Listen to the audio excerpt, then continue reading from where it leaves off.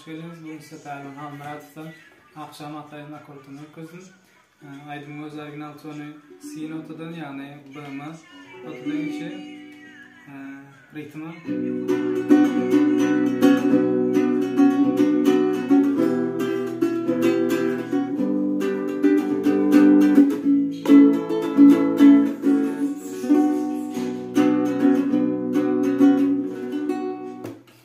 Videolarınızı yaramınızda kanalıma azla olma ve like koymayı attan çıkarma.